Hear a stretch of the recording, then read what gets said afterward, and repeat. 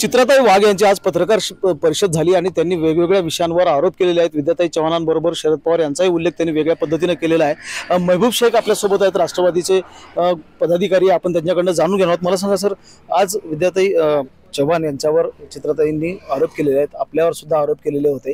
आज त्या म्हणाले की मी आणखी काही उघड करू शकते, व्यवस्थित राहा, आणि शरद आली असा त्यांनी उल्लेख केलेला आहे शरद पवारांचा। कसं आहे, लाचखोर नवऱ्याच्या सुपारीबाज बायकोच्या डोक्यावर परिणाम झालेला आहे आणि ती काय उघड करणार हो। ज्याचं सगळं जर उघड करायला गेलं तर जे निर्लज्जम सदा सुखी हे जर वाक्य कुणाला लागू होतं तर ते लाचखोर नवऱ्याच्या सुपारीबाज बायकोला लागू होतं।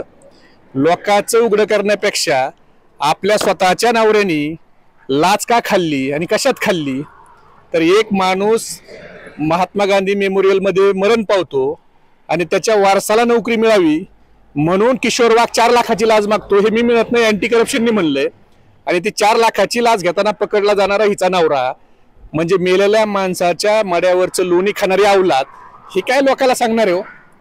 आणि कुचिकच्या प्रकरणातल्या देखील मुलींनी सांगितलं ना, कुचिकच्या प्रकरणातल्या मुलींनी सांगितलंय की ही लाचखोर नवऱ्याची सुपारीबाज बायको, हिने कसं तिला गोव्याला पाठवलं, कसं तिचे मोबाईल काढून घेतले, कसं इकडं तिला किडनॅप केलं किंवा ती मेली, अशा पत्रकार परिषदा घेऊन ब्लॅकमेल करायचं, हे सांगितलं। आणि माझ्या प्रकरणात ज्या मुलीने माझ्यावर आरोप केले त्याच मुलीने नंतर नदीम नावाच्या एका गृहस्थावर ज्यावेळेला 376चा गुन्हा दाखल केला त्याच्यामध्ये ही लाचखोर नवऱ्याची सुपारीबाज बायको तिला कसं खोटं बोलायचं सांगत होती, हे तिने सगळं सांगितलेलं आहे।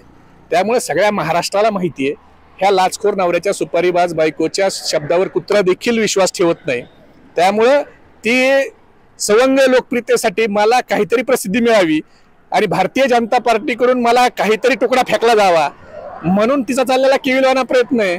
त्यामुळं स्वतःच्या याच्या खाली एवढा अंधार आहे की त्यांनी लोकांच्याकडे बघूच नाही, स्वतःच्या गिरेबांमध्ये झाकावं, स्वतःवर किती डाग आहेत हे अगोदर बघावं आणि मग दुसऱ्याला आरसा जागायला जावा, स्वतःचं तोंड एकदा आरशात बघावं लाचखोर नवऱ्याच्या सुपारीबाज बायको। विद्याताई चव्हाण यांच्यावर आरोप करताना त्यांच्या कुटुंबियावर पण आरोप केलेले आहेत त्यांनी, आणि शरद पवारांसारख्या ज्येष्ठ नेत्यांचा देखील उल्लेख शरद आली असा केला आहे। असं आहे की तिची लायकी आहे का शरद पवार साहेबांच्यावर बोलायची?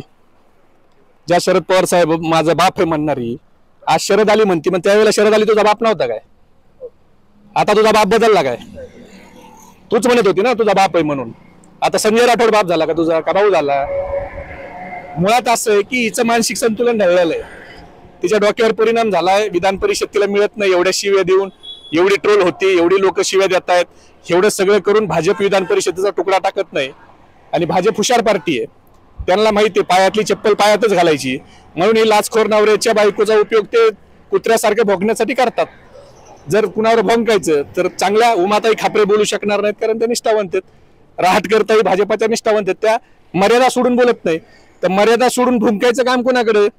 तर ही लाचखोर नवऱ्याची सुपारीबाज बायको तुकडा टाकला का भुंकू शकते। म्हणून आता ज्या शरद पवार साहेबाला ती बाप म्हणायची त्याला शरद आली म्हणती, मग त्यावेळेला शरद आली तुझा बाप होता, तुला कळलं नाही का? महेंद्र जोंधळे, TV9 मराठी, लातूर।